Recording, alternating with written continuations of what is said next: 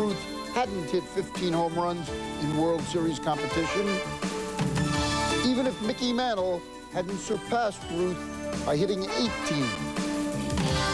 Even if Willie Mays hadn't saved his greatest catch for the series, their stars would still shine bright. But if Don Larson hadn't pitched the only perfect game in a World Series, if Bill Mazeroski hadn't become the first man to end the season with a home run, and if Joe Carter hadn't become the most recent, their stars would be dimmer. The Sports Reporters with Dick Schaap. Good evening and welcome to a special World Series edition of the Sports Reporters from Atlanta, site of tomorrow's opening game. We'll be discussing the series with Al Michaels of ABC Sports, who will be broadcasting games 1, 4, 5, and 7, I believe. I think. Mike Lupica of the New York Daily News, who will not be broadcasting any games, and Bob Costas of NBC Sports, who will, I think, be broadcasting games 2, 3, and 6. This may be the first time in the history of this show that Mike Lupica is not absolutely convinced that he is the most glib member of our panel. We'll start wait a minute. That's enough. You just proved it. Okay, we'll start with our opening question. How excited are you, Bob, by this matchup? Very excited. A season that was marred by all manner of things we don't have to get into. A season that featured the first completion of a totally mindless, illegitimate playoff system, and yet it produced two legitimate teams. The two best teams somehow ran the gauntlet. Baseball will not always be this lucky in the future unless they reform this, but in this case, in terms of the World Series, it did not matter. You had the two teams that deserved to be there, that baseball fans would have hoped for all year long, and has a chance to be a great World Series. How do you feel, Michael? Well, there's going to be a Senate subcommittee into the wild card to get Bob squared away on this. After he takes off.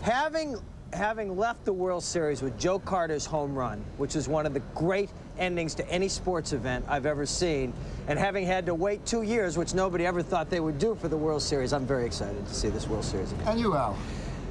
I love this matchup for a couple of reasons. Number one, the Atlanta Braves, for better or worse, have become, as they like to say, America's team, because their games have been on cable for so many years, and they are as well known as any individual team because of that. So people around the country will be seeing a familiar team with a great story as well, a successful team a la the Buffalo Bills, but unable to get over the top. The Cleveland Indians, meanwhile, as everybody knows, has not been to a World Series in 41 years, and they haven't even been close. I mean, they were in the bottom of Dregdom in terms of the way the town was perceived, in terms of their ballpark, and in terms of the product on the field. They have gone from the bottom of Dregdom to the very, very top. They did at least get to star in a couple of movies. Yes, they did. There were movies making fun of them. You know what's great about this series is it's really very difficult if you're not from Atlanta or Cleveland to find anyone to root against here. I mean, the Cleveland Indians are such a wonderful story.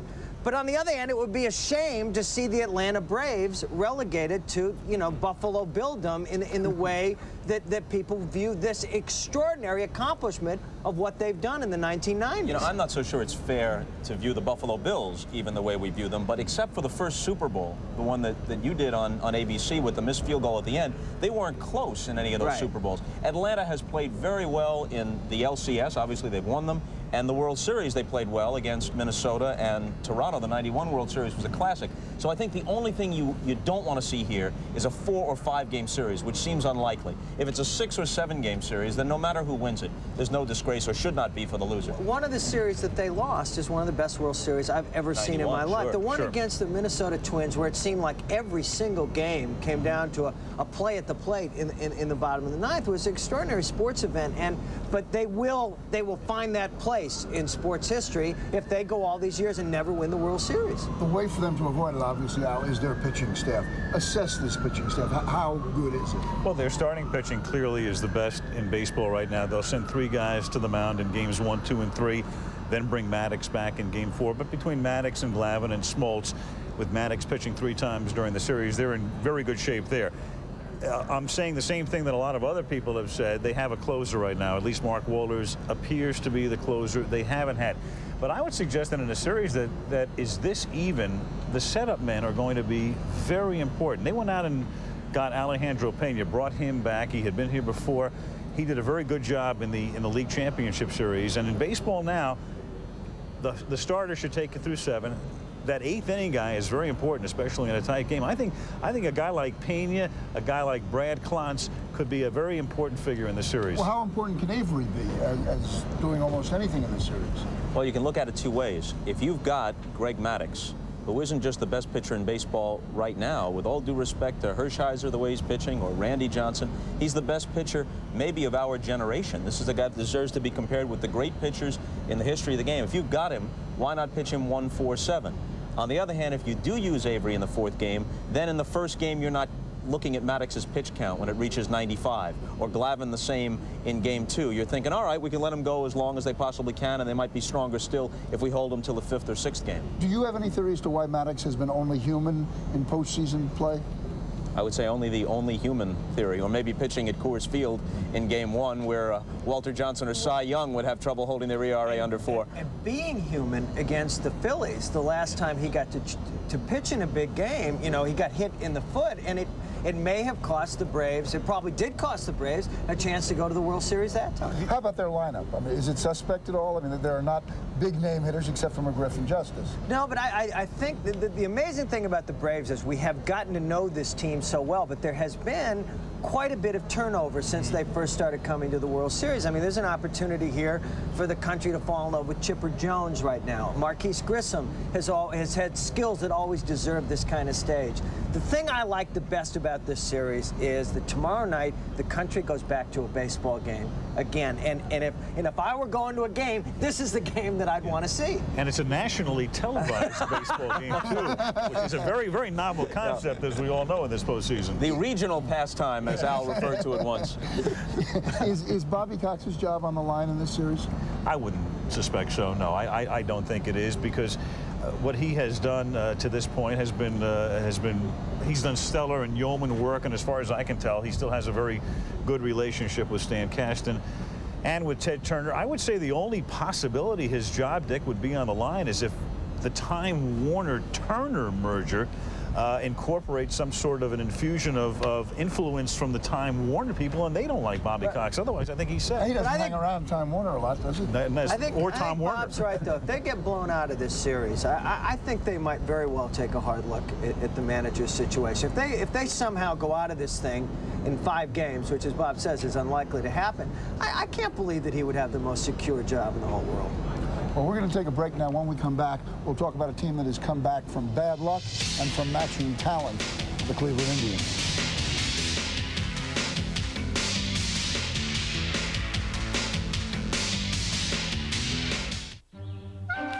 See that? That's where I'm going to start my business. What about all those things you need to know, like financing and writing business plans? Somebody's already helped me get through that. Who? Accountants? Consultants? AT&T. Introducing AT&T Resources for New Business. Now starting a business has just been made easier. Yeah, they really helped me get my business off the ground. It's not what you'd expect from a long-distance company, but that's the point. AT&T, for the life of your business. His name is Max, and he's a nice guy for a vampire. Just don't insult him. Use his furniture. Never sit on my coffin. Or ever mess with his girl. Quickest way to a woman's heart is through the church. It's actually through the rib cage, but that's a bit messy. Eddie Murphy and Angela Bassett in a film by Wes Craven, Vampire in Brooklyn. I would love to have you for dinner. Rated R. Starts Friday, October 27th, everywhere. Time changes. Nothing lasts forever. Either you change or you get left behind. Today's technology is amazing, but the batteries got left behind. Well, Railvac changed all of that. Renewal. They're alkaline like regular batteries, but more advanced. You can renew them, reuse them, and they come back strong. It's so easy to throw them in here. Why would I throw them out there? Play it smart. Railvac Renewal.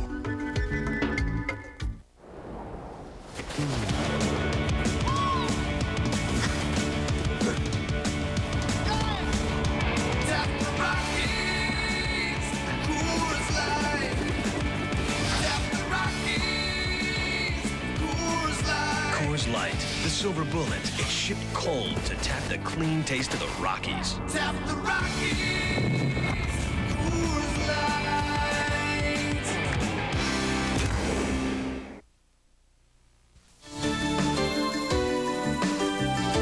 Sports Reporters is brought to you by AT&T, your true choice.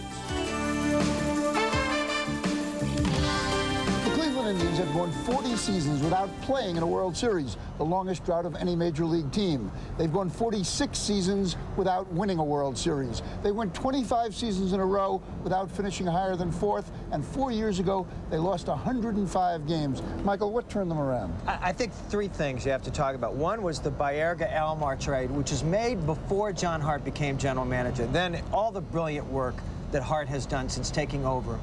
And the third and unknowable thing is how much the character of this team was forged by that boating tragedy a couple of springs ago when they lost Tim Cruz and Steve Olin, because sometimes you have to go through a championship series to build up that kind of character. I think it started early for the Cleveland Indians. I know I was in the camp the day after the accident, and I mean, you could see that the team was destroyed for the spring and probably for the whole season. What do you think has been the impact since then?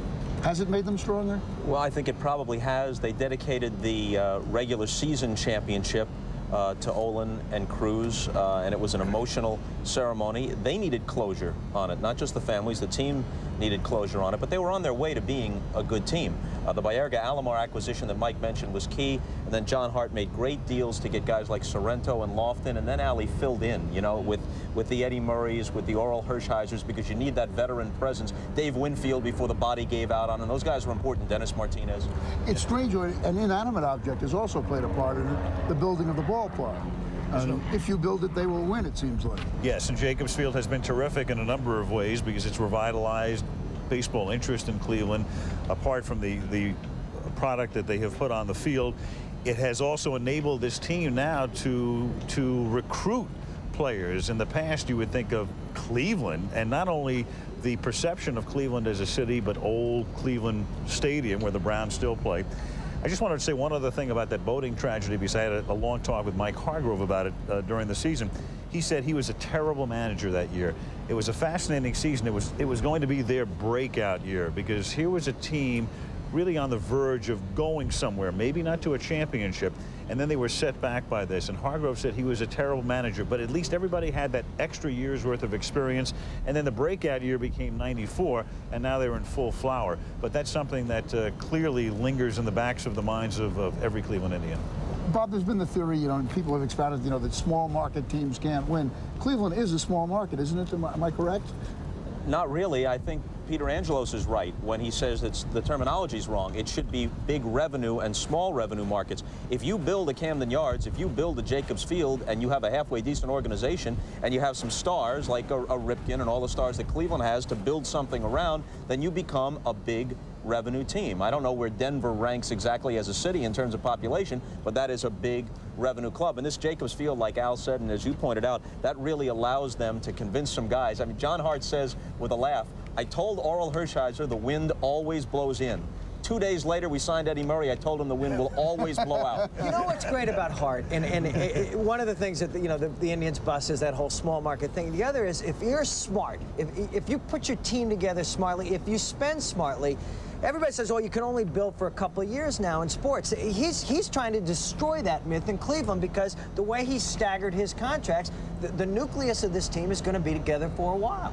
How did they overcome the fact that last year, just when they finally thought, you know, it was safe to go back into the postseason, the season got taken away from them? Well, I think everybody was in the same boat. I mean, how did the Yankees resolve that? All of the teams who had successful 1994s were in that same boat. I think the Indians just felt that they were a team that really had broken through last year and would continue to do it. And another guy we should mention, as we're talking about all of these trades and free agency acquisitions, Omar Vizquel, another one of the missing links here that traded with Seattle a couple of years ago. And I mean, that was kind of like the final piece. Don Mattingly made a really smart statement in spring training, because they were 70 and 43 the Yankees were last year when the strike came, and he said there's a sense here that we're going to have to win twice just to win once, and that is quite a burden on a team. The Yankees played like they were hungover from a championship they didn't win. It didn't slow the Indians down at all. One of the things the Indians did last year was after the strike, they kept everyone on their payroll. They paid all the front office. They didn't lay people off like other people did. They kept a feeling of unity, a feeling of family. One of the nice things yesterday, I was at their workout in Cleveland, and I said to the owner, Richard Jacobs, I said, in 1954, did you go to the World Series? And he says, are you kidding? I couldn't afford to go to the World Series. You know, now he builds a ballpark. Yeah, Al mentioning Omar Vizquel just very briefly. That's another great trade for Felix Fermin from Seattle. More than any other player, he, for me, was the eye-opener, because you know with numbers what Albert Bell is about and what Eddie Murray's career has been about. But you need to see Vizquel for several days running, and he just was eye-popping for me in the Division Series and in the LCS. He's so stylish, and he's really taken over from Ozzie Smith, not only in terms of being the best fielder, but the guy with the finesse and with the style at that position. They all have great names, Ozzie, Omar, something. Is there a difference in the pressure now in the World Series than there was last week? There is different pressure for each of these teams, and they talk about it. For the Braves, the pressure is to win this thing. For the Indians, you don't want to go in and say, hey, look, we've done a lot of good things and it doesn't matter. You don't let yourself think in those terms, but I always find it funny that teams that are in the Indians' position will say, oh, no, no, no, this won't be a successful year until we win it, and then they all write books about 3 years later and they say, you know, the problem was when we got to that World Series, we didn't really think about what it would mean to win it. Do you think that's true? Is there that feeling? Is there the danger of that feeling among the Indians? Well, it would be quite ironic if this team, which was 144, doesn't win. The last Indians team, they won 111 regular season games and got swept. What are the Indians up to now? They're up to 107. So if they get 4 in this World Series, they will get back to 111, but this time they'll win. Who do you think might step up in this series? Who do you like as somebody who could take over the series? Well, I think Hershiser could. Either one of the first 2 pitchers, Hershiser or Maddox. On the basis of what he's done over the last several years, Maddox is the guy. But on the basis of the last several starts, there isn't much to choose between the 2 of them. When Hershiser left Los Angeles, did you think he was finished? I didn't think he was finished. I thought that I thought he would hook on with somebody, but I didn't want to see his career just sort of peter out. I didn't want to see him become the kind of guy who would go somewhere and finish with a record of 8-11 and an ERA of 4.63. I think he had some doubt in his mind. I also know he was devastated that the Dodgers didn't offer him a contract. He'll say that he understood why, but, you know, the Dodgers are a funny organization. They talk about loyalty on both sides of the coin, but Steve Garvey was let go at a certain point, and Oral Hershiser was let go at a certain point, and that cut him deeply. Oral Hershiser and Greg Maddux walk down the street. You say there are 2 of the greatest athletes of our time. Yeah. We'll take a break. When we come back, we'll talk about the miracles of the World Series past.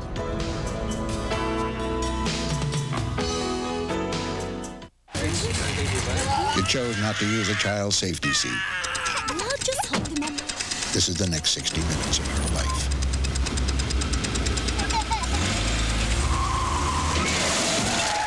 It was in her lap. Bad open skull fracture.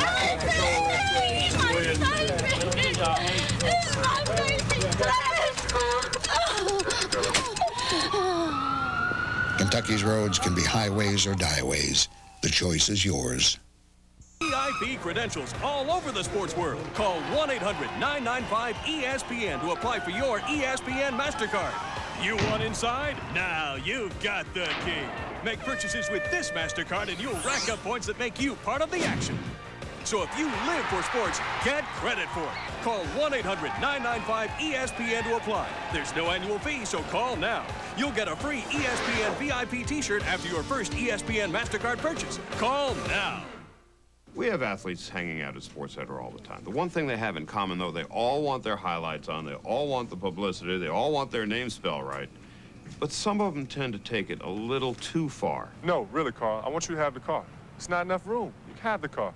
Hey, is this your Rolex right here? Come on, man, you could take it. I mean, look much better than what you got on now. Come on, Mike. Cherokee, I have a watch. It's really nice. Cherokee, I have a watch. Just take it, man. I mean, come on, Mike. I can't do this. Wait, I can't do that. I got you, Mike. Oh, look.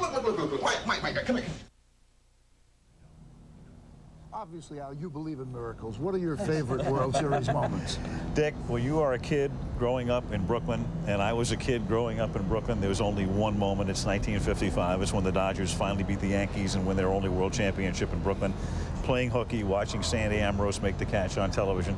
That was my favorite moment. My most thankful moment was 1989 on October 17th that Candlestick Park did not come apart at the seams during the earthquake. I think if that thing would have lasted a half a minute instead of 15 seconds, I wouldn't be doing this show with you today, and neither would Costas, because he was in San Francisco that day as well. Well, Michael will be playing all three roles, which should be easy. What are your favorite moments? Well, Bob and I were 3 in 1955 old-timer. I'll remember 3 things. 3 things I covered the game. More than anything else. Reggie's 3, the ball going through Bill Buckner's legs in 1986. And I will tell you something, as someone who hates artificial turf and hates indoor baseball, the Game 7 between the Twins and the Braves, when Jack Morris looked like he was going to pitch all night, is as loud as I have ever heard a sports event in my life. Bob? Limiting it to something professionally, I was in the corner of the Dodger dugout because I was going to do a post-game interview, I thought a losing post-game interview with Tommy Lasorda about his pitching plans for the rest of the series when Gibson pinch hit against Eckersley in Game 1 at Dodger Stadium in '88. Vinny and Joe were calling the game. And so I felt the vibrations up and down that dugout during the whole at-bat, and then the disbelief, not just from the fans, but from the supposedly jaded professionals on that bench, the disbelief and then the exhilaration when that ball cleared the fence and then watching him try to drag himself around the bases. That was as close to a moment like that as you can get without being in uniform. Where were you when the ball went through Buckner's legs? I was in the Red Sox clubhouse waiting to do what I thought would be their first ever televised victorious World Series interview, since I don't think anybody was doing the World Series in 1918 on radio or television. I was in the clubhouse. I was in the elevator after the game with Giamatti, who had just been named president of the National League, and he was cursing McNamara for leaving Buckner in there. Well, the thing that you told me about that night, Bob, I saw Bob after the game, was the way the party was set up. Yeah. And Costas says it was eerie how fast everything got taken down. You know, the stuff that protects the cameras and things from champagne. Gone in the space of about 5 minutes. The championship trophy was on a little stand. Commissioner Uberoth was there. Frail old Mrs. Yawkey, Tom Yawkey's widow, was there in anticipation of receiving the trophy. Bruce Hurst had already been named the most valuable player. The ballots had been collected, and for a split second, the scoreboard operator with 2 outs and nobody on in the bottom of the 10th pushed the wrong button, and the Shea Stadium scoreboard flashed, "Congratulations, Red Sox, 1986 world champions," and then it all unraveled. Wasn't it also the Chicago Tribune headline the same day? No. I believe it was. Tell me, yes. The players McNamara beats Johnson. Right. We're flashing forward now to this World Series. The players who are playing, which ones do you think have the best shot at the Hall of Fame? Guys who are going to be out there this week. Well, Maddox is going to win his 4th Cy Young Award, so I don't know what will happen for the rest of his career. When you're dealing with a pitcher, you don't know what's going to happen to that pitcher's arm. Will Oral Hershiser be in the Hall of Fame? I mean, that's a good question. We saw what happened to him. His season in 1988 was spectacular. Has the rest of his career been good enough?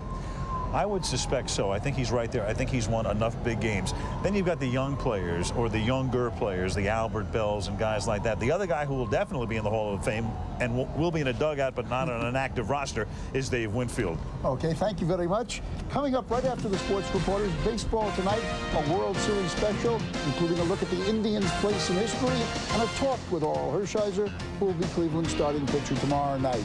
And I'll be back. No, we'll be coming back, all of us, with our parting shots. The human face, a landscape, difficult terrain where certain hairs grow taller, longer. Introducing a revolutionary 3-stage shaving system, Braun Flex Integral. The first foil removes short hairs. An integrated cutter shaves longer hairs.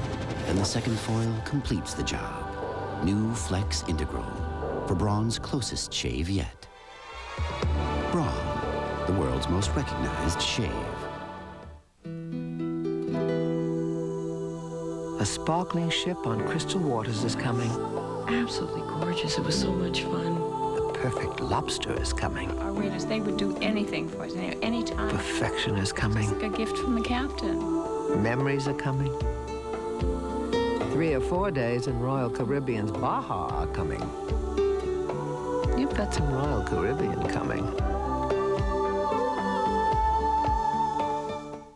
Bobby Hoying and the Ohio State Buckeyes want to book their tickets to Pasadena. But Mike Allstott and the Boilermakers won't be tossing roses when Purdue tangles with Ohio State in a Big Ten skirmish in Columbus. Later, The Jayhawks are in the top 10 for the first time since '76. This week, they'll head south to Norman to line up against the Sooners in a Big 8 brawl. Purdue versus Ohio State at 12:30. Kansas versus Oklahoma at 7:30. Tomorrow on ESPN.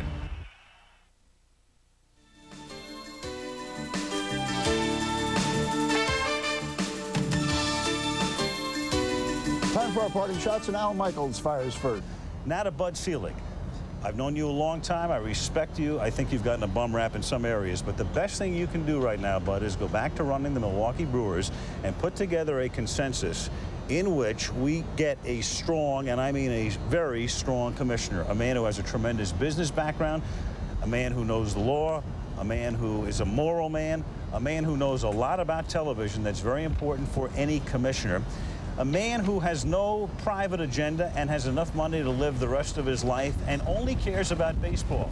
And perhaps owns a minor league baseball team and lives in Maine right now. Bud, you and the owners should run, don't walk, to the front door of Dan Burke's house, the man who's the former CEO of Cap Cities ABC. Give him 3 years, let him name his own successor. It'll be the greatest move you ever made. I thought up until then he was describing you, Mike. Yeah, I thought he was actually going to say Diane Sawyer. Bud Selig was telling a guy I know not long ago that it will take 10 years to fix baseball's problems. I got a news bulletin for him. If he stays around as commissioner, it will take forever. There will come a point when Selig's reign as commissioner of baseball will be computed in dog years. Don Fehr and Bud Selig have been the two most dangerous caretakers in the history of the sport. Fehr isn't going anywhere. But if this sport is going to move forward, if it's going to build on what has become a wonderful baseball October, Selig has got to go. Who replaces him? I actually have 3 names that are more plausible than a guy that Al used to work for. 1 is Gary Bettman, the NHL commissioner. 2 is Russ Granick, the deputy commissioner of the NBA. And right here in this ballpark is Stan Kasten, the president of the Atlanta Braves, who has been one of the most articulate spokesmen the management side of this beef has ever had. But Bud Selig has got to go. If he had any grace, he would step down as soon as the World Series is over. Thank you, Michael. Let me remind you that the last 3 postseasons that we had produced the following. 1991, the Braves and the Twins in one of the most exciting, one of the most tension-packed World Series ever played on anybody's short list from 1903 on of the great World Series ever played. The next year, in this ballpark, Sid Bream sliding in just ahead of the tag of Mike LaValliere to cap an unbelievable bottom of the ninth and a 7-game World Series between 2 very deserving teams, the Pirates and the Braves. And the next year, the World Series ends as only one ever had before, joining Bill Mazeroski's 1960 shot, the home run by Joe Carter in the bottom of the ninth. True, it was the 6th game and not the 7th, but you won't find better baseball drama than that. That's how recently baseball has felt like the great game it really is. That's how recently it felt like the national pastime. And these 2 teams, the Indians and the Braves, have a chance to do it again. When they conclude their business, the people in business suits will take over. Let's hope this time they're more mindful of the great game they represent and benefit from and rise to that occasion. Hear, hear. Tough acts to follow. We'll be back after these messages. Wouldn't it be great to save on all your calls wherever you may be? Sounds like a great plan. Introducing AT&T True Reach Savings, the first plan ever that lets you save on every type of U.S. call you make. You can use your card, you can use your fax, you can use your cellular phone, and you still know you're getting that 25% off. Save 25% off your AT&T phone bill guaranteed when you spend $25 a month. I'm going back to AT&T. Definitely. It's simple, it's guaranteed. That's your true choice, AT&T. You're my agent. You have to do something about this. My face is on the cup with a duck. Well, I'm allergic to ducks. But what about Bugs Bunny? He's cool. What? Emmitt Smith has bugs? He's just a running back.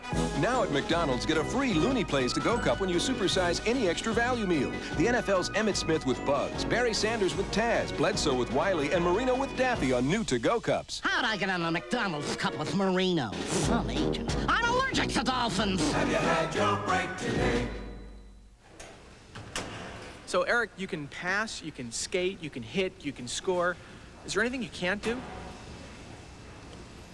Yodel?